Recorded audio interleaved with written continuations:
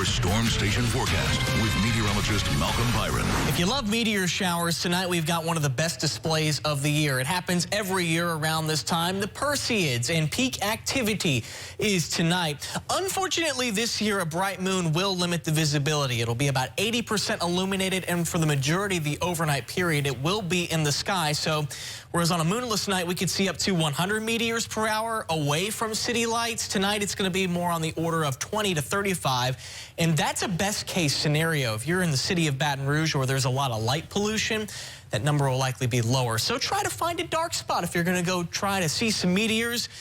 Farther away from cities, the better. Best viewing window is going to be from midnight to dawn. I'm going to try to go see some myself during that time frame.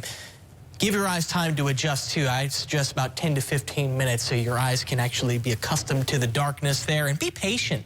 Sometimes meteors behave randomly. You just don't know when one will pass through the sky. Now this afternoon we do anticipate increasing clouds, some storm development. We're going to get to that in just a moment, but as we take the clock closer to midnight, when that best viewing window is, Futurecast starts to get rid of the clouds, and that would be good for the meteor shower. But in the meantime, we've got some showers and thunderstorms to talk about. A big disturbance off to the east. In fact, you might notice a little swirling feature right there. That's a Gulf disturbance, and that's where we find the majority of the shower and thunderstorm activity.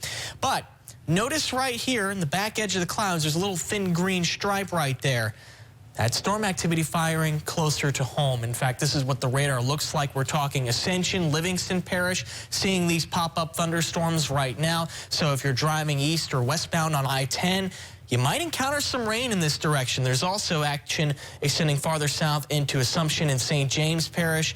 This activity also goes up a little bit closer to I-55 as well. So scattered showers and thunderstorms, the expectation this afternoon before any rain gets going. Pretty warm, a high in the low 90s. Then there's a look at your Storm Station 7-day forecast. Rain coverage is stair-stepping down through the rest of the week, and as that happens, temperatures will start to climb. We're likely going to be in the middle 90s by Friday. Temperatures perhaps peaking by Sunday. Should be a pretty hot weekend. Highs in the mid-90s and lows in the mid to upper 70s.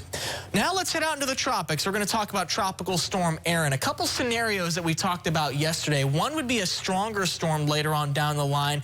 That would more likely get tugged north by the upper level steering winds. But a weaker storm would mean a more westward track, closer to the Bahamas, maybe even getting closer to Puerto Rico or the U.S. Virgin Islands. The reason I mention this is because looking at satellite imagery, Erin does not look as healthy today. It is a little bit of a weaker storm. No strengthening was observed in the winds in the last 24 hours. Still peak winds at 45 miles per hour. The computer model guidance is beginning to shift in response to that, tugging this storm a little bit farther south, maybe taking things a little bit closer to Puerto Rico and the Virgin Islands, maybe the Bahamas later on down the line. And the National Hurricane Center forecast has adjusted in that direction as well. Eventually, it should still strengthen, projected to become a major hurricane over the weekend. Eventually, that would be a northward turn. So a Gulf track looks unlikely at this point, but we'll keep an eye on it, especially for folks out closer to those island chains. Mia.